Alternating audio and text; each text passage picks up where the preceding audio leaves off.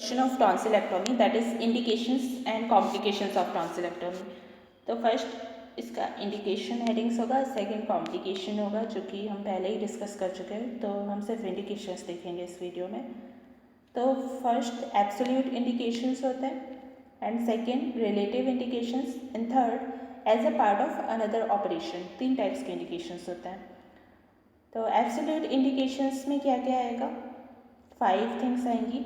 First recurrent infection of throat आएगा, second peritonsillar abscess, third tonsillitis which causes febrile seizures, fourth hypertrophy of tonsils causing airway obstruction and difficult वो causing different things, different complications. उसमें 3 चीज़ें हैं अलग, उसकी headings में हम बाद में देखेंगे. फिफ्थ है सस्पिशन ऑफ मैलिग्नेंसी. तो ये 5 हेडिंग्स को देखते हैं.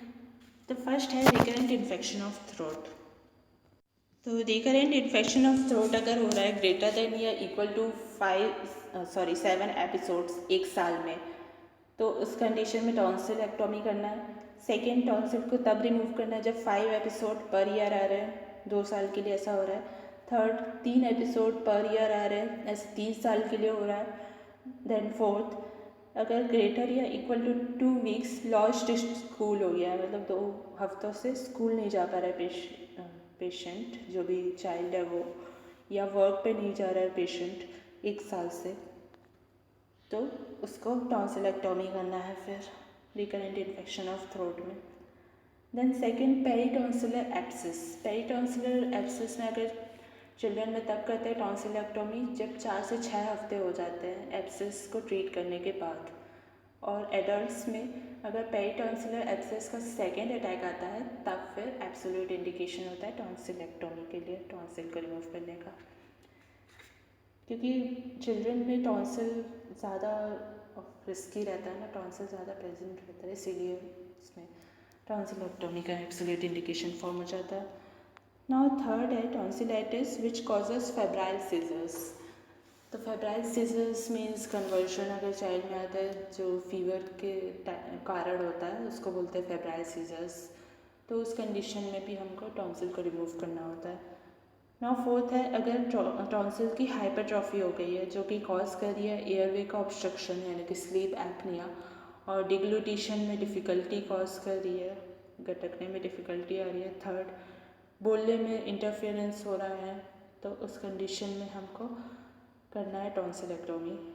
देन फिफ्थ, मैलिग्नेंसी का अगर सस्पिशन हो रहा है, एक यूनिलेटरल एनलार्ज टॉन्सिल, एक लिम्फोमा भी हो सकता है यानी कि लिम्फेटिक सिस्टम का कैंसर हो सकता है चिल्ड्रन में, और एक एपिडर्मोइड कार्सिनोमा हो सकता है एडल्ट्स में, यूनिलेटरल अगर एनलार्ज टॉन्सिल है तो ये एक एक्ससिशनल बायोप्सी के लिए किया जाता है टॉन्सिलेक्टोमी उस कंडीशन में, मतलब एक्सरसाइज करके उसकी बायोप्सी करते हैं. तो सेकेंड, रिलेटिव इंडिकेशंस क्या हैं? एब्सोल्यूट में तो करना ही है हमेशा, रिलेटिव में कंडीशन के अकॉर्डिंग करते हैं. तो first, diphtheria carriers, second streptococcal carriers, third chronic tonsillitis and fourth recurrent streptococcal tonsillitis. ये सब रिलेटिव इंडिकेशंस है. तो फर्स्ट, डिप्थीरिया कैरियर्स जो कि एंटीबायोटिक्स को रिस्पॉन्ड नहीं करते, उनमें हम टॉन्सिल को रिमूव करते हैं. सेकेंड, स्ट्रेप्टोकोकल कैरियर्स जो कि इन्फेक्शन का सोर्स हो सकते हैं दूसरों के लिए, उसमें हम टॉन्सिल को रिमूव करते हैं. थर्ड, क्रोनिक टॉन्सिलाइटिस के केस में जिसमें बैड टेस्ट है, बैड टेस्ट के साथ है, या फिर हेलिटोसिस हो रहा है. हेलिटोसिस मतलब क्या? माइक्रोस्कोपिक अनइवन सरफेस हो जाता है टंग का जो कि ट्रैप कर लेता है बैक्टीरिया को, और जो ऑडर प्रोड्यूस करता है स्मेल जो कि बैड ब्रीथ को कंट्रीब्यूट करती है, तो इसको हेलिटोसिस बोलते हैं. तो उसके साथ अगर क्रॉनिक टॉन्सिलाइटिस एसोसिएटेड है जो कि अनरेस्पॉन्सिव है मेडिकल ट्रीटमेंट के लिए, तो उस केस में भी हम टॉन्सिल को रिमूव कर देते हैं.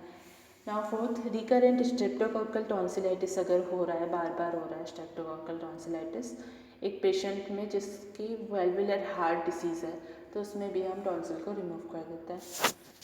नाउ थर्ड है as a part of another operation. दूसरे ऑपरेशन के पार्ट में करते हैं. तो फर्स्ट पैलेटोफेरेंजियोप्लास्टी में करते हैं, सेकेंड ग्लॉसोफेरेंजियल न्यूरेक्टोमी में, and third styloid process removal में.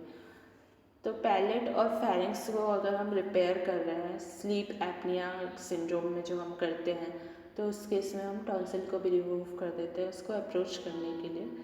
देन ग्लॉसोफेरेंजियल न्यूरेक्टोमी में ग्लॉसोफेरेंजियल नर्व को अगर हम रिमूव कर रहे हैं तो टॉन्सिल को पहले हम रिमूव करते हैं, उसके बाद फिर 9th नर्व को कट करते हैं बेड ऑफ टॉन्सिल में जो प्रेजेंट रहती है, क्योंकि टॉन्सिल के बेड तक पहुंचने के लिए हमको पहले टॉन्सिल कट करना पड़ेगा।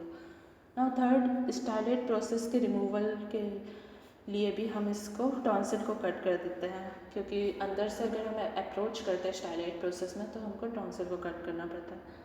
यहाँ इसके कॉम्प्लिकेशंस हम पहले ही डिस्कस कर चुके हैं।